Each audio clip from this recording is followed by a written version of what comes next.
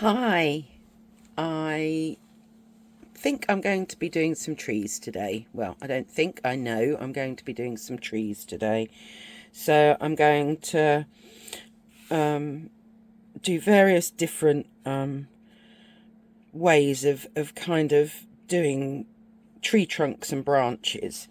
I'm hoping that that might be quite interesting. This is just my way of doing them, by the way.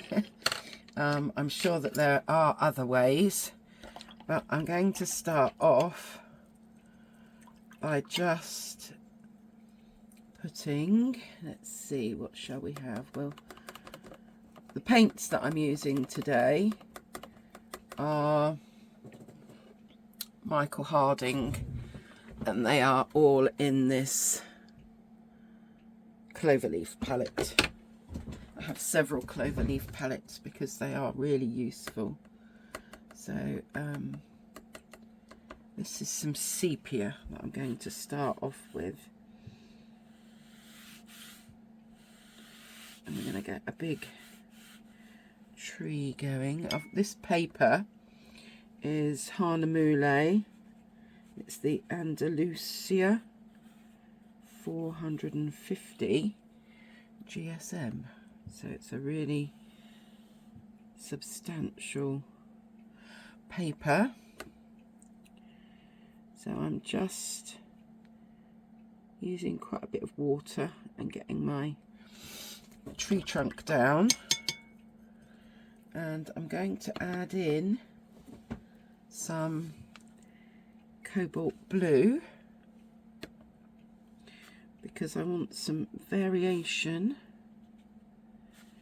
in my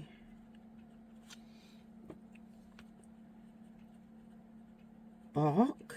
Yes, bark, we'd call it bark, wouldn't we? And I do this quite a lot. I will pick a brown and then I'll add a blue of some kind so that I'm getting some variation in my tree trunk. And then that was a size 12 round. I'm now swapping to a 6.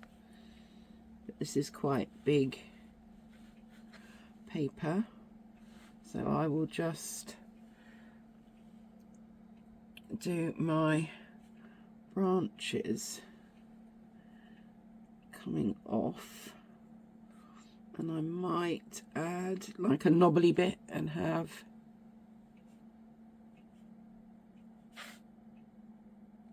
the branches coming off that way. Ooh, I've got a big blob there. And to be honest, it doesn't really matter if they don't exactly, how can I put it? You know, if you skip a bit, I don't think that really matters. And we'll have another knobbly bit there. And we'll have this bit coming out the bottom there. So this is my go-to if I am, that didn't go very well, I will sort that out, there we go. This is my usual way of doing trees. Now hopefully we will be able to see what that's doing when it dries. So we're going to leave that to dry, and then I will put some leaves, let's get my words out. If I'm sketching, then I tend to do my trees a little bit more like so, and I will add in some markings that help to show that it's round.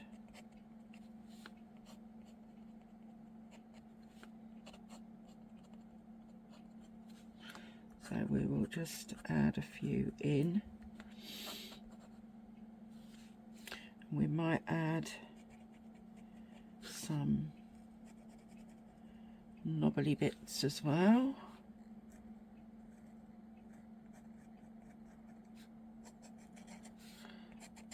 But essentially, I am doing the same thing but with my fountain pen.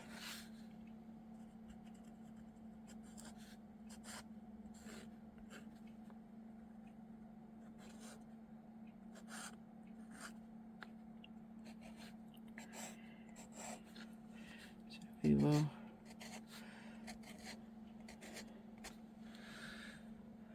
go. So it's got lots of bits coming off of it. So yeah, that's how I will usually do my trees. If I'm drawing them, and then I would put my paint on the top.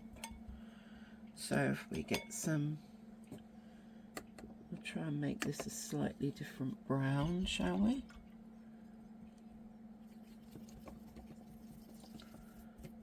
So I'll add a bit of buff titanium to my sepia so that we get a different colour.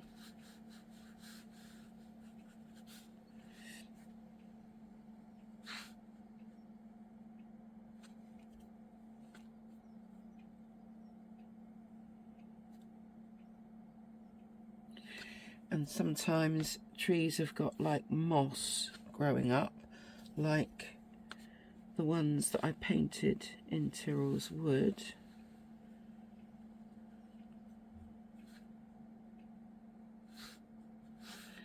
So we might then add some green instead of blue to get that kind of mossy effect. But I'm adding it in wet basically. So that's what we might do there. We didn't really ground this one, did we? Let's get something going there.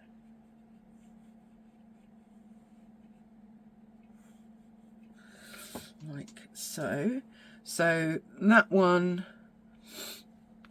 I'm kind of using the same technique. It seems to be my technique. If I'm doing trees and I want to show that some are in the background, let's go for a different size brush. We're on a size, what are we on now? 10? 10. Then I would want the trees to be fainter, not so bold in the background. So we would have some trees in the background here.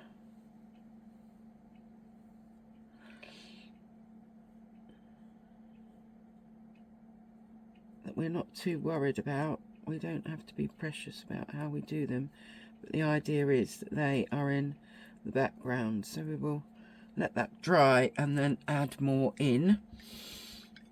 We will layer it, and as we layer it, the colours get warmer.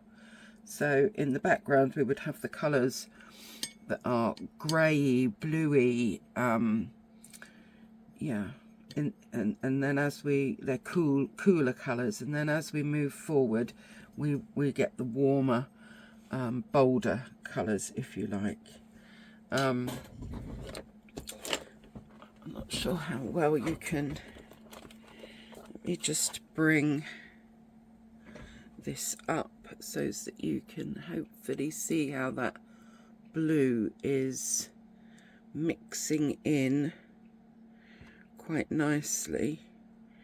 And then on this one we had more of a grey brown, and I've added the green in, so you can see how that's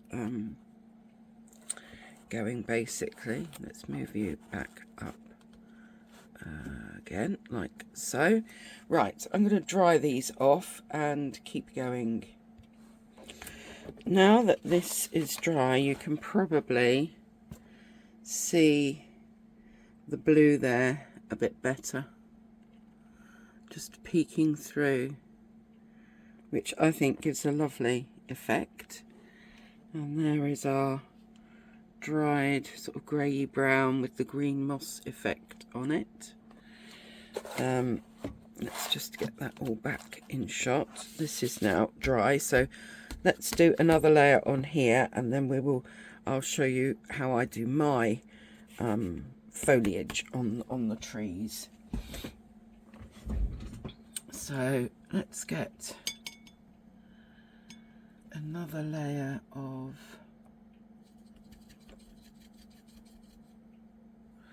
trees in here. Let's move that out of my way a bit. There we go. So again, I've just added a bit more of the sepia to my mix.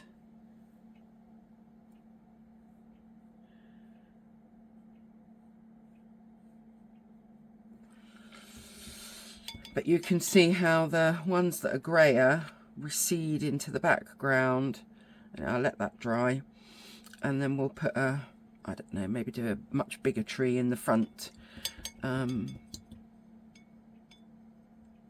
that's how I would do that. Okay, so if I'm wanting to add some leaves, then I will always start with the lightest colour that I'm going to be using, and in this case it's a bit of a mixture of colours really here. What have I got? Quin bronze, bit of bright green lake, bit of sepia, so a bit of a mixture. So I'm not going to be painting every little leaf. I'm just going to use the side of my brush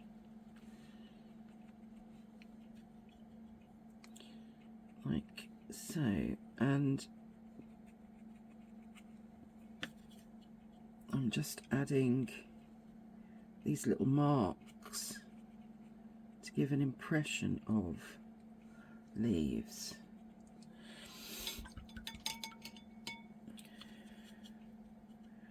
And we've got something going on down here, a little bit there, and then we might add in a bit more green so that we've got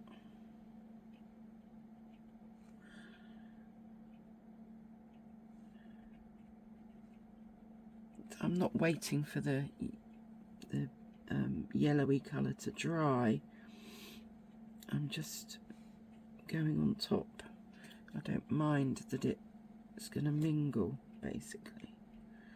So then we get more of a kind of a spring green coming out, and I would probably leave it at that. I wouldn't go berserk with my leaves.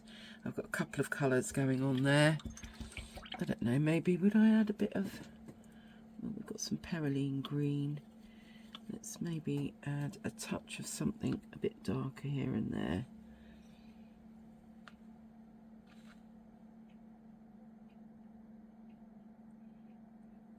These are, I'm going in where I've already got wet paint, so as I can get a little bit of contrast. There we go. That's how I would do my leaves, and I would pretty much do them the same way on this one, but maybe we will make these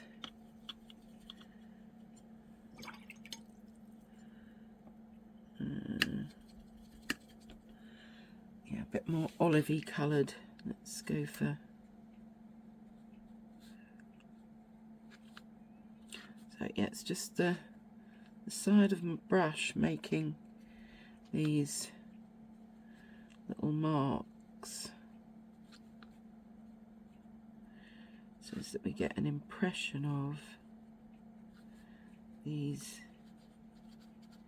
leaves.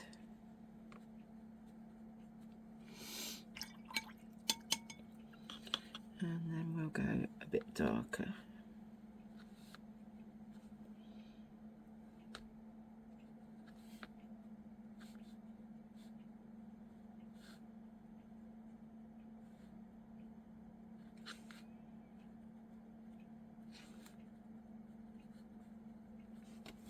So there we've got leaves that are a lot darker. That's more spring-like maybe. That's looking very much like Tyrrell's Wood looked the other day when I went there. They're quite dark green leaves that are there because that's what you tend to get with evergreens, I think. That's probably why. So now let's get a slightly bigger brush and add some trees in here, and I'm going to warm it up so that we've got a much warmer brown. I've mixed my sepia with some Quin bronze, and then we can get some big trees in the front here.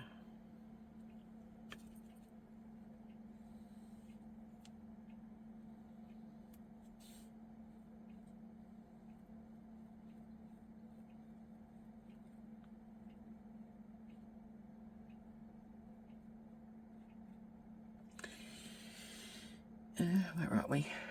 Yeah.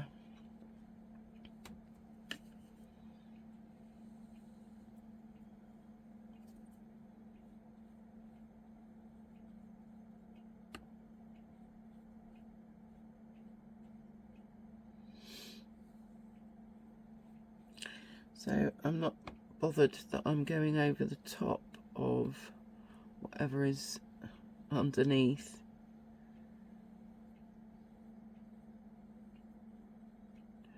But you can see how the ones that have got the warmer colour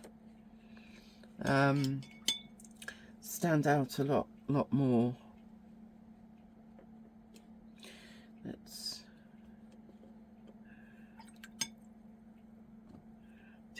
add a bit of blue.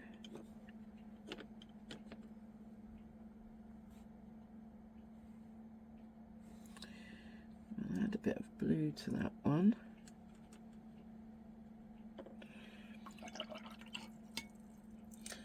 And perhaps we'll add a bit of green to this one. So by adding some kind of definition to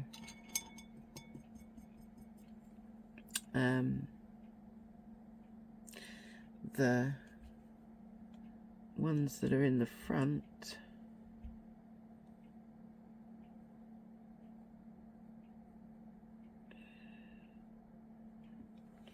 then it really pulls them forward. So I mean, I might have done a background, might have done some kind of background rather than having that white background. But if this is the woods, and then we might have a bit of something green going on at the bottom of them, like so. But you can see that a lot of what I do is mixing my colours on the paper rather than I'm just going to use my tool that I really like to pull up some of this and give it a little bit of a grassy feel. But essentially, if I had, I don't know, maybe a a lighter green in the background. That's how I would do the kind of showing that there's trees beyond the ones that are in the front here. So that's how I would do that. So let me just bring this up a little bit closer for you to see. I'm not doing leaves as such. They're blobs, they're marks, but I'm using a few different colours in order to get the effect that I want. And then here we go. Oh, you can see that Quin Bronze is doing something rather lovely in those trees at the front there. They seem to be glowing, don't they? They're rather lovely. But yes, that is my usual way of doing trees. If I want them to show that there's lots of trees clumped together, that's how I would do it. If I'm looking at doing picking out a single tree, then I might sketch it out first, or I might just go straight in with my paint. But you'll notice I don't use a pencil at all. Even when I'm outdoors sketching. And where is it? Where's the one that I did the other day? Yeah, here we go. It's in this little Hahnemühle, wasn't it? Yes, this one that I did the other day. I went straight in with a pen. I really hardly ever use a pencil. I just go for it, basically. But I quite like how the little snowdrops came out. Maybe we can add a few here. But yeah, sometimes I will just, you know, use my pen, you see.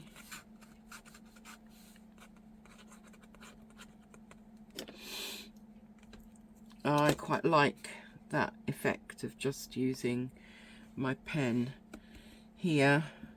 If I wanted to,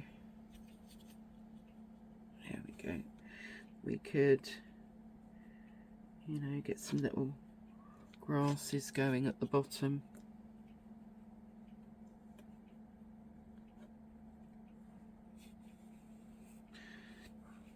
Always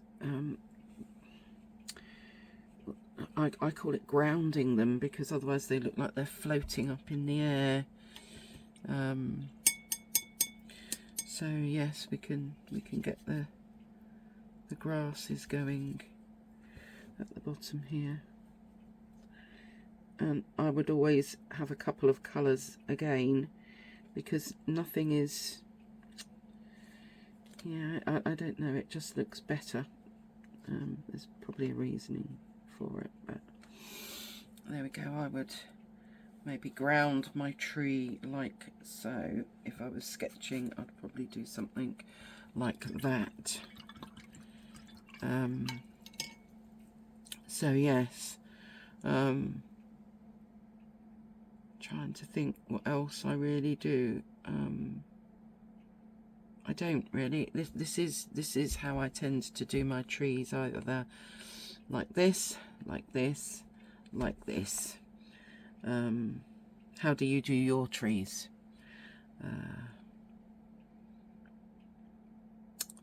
Yeah, I'm going to leave it at that. This is just a short little video showing how I do mainly how I do my trees. Okay, see you next time.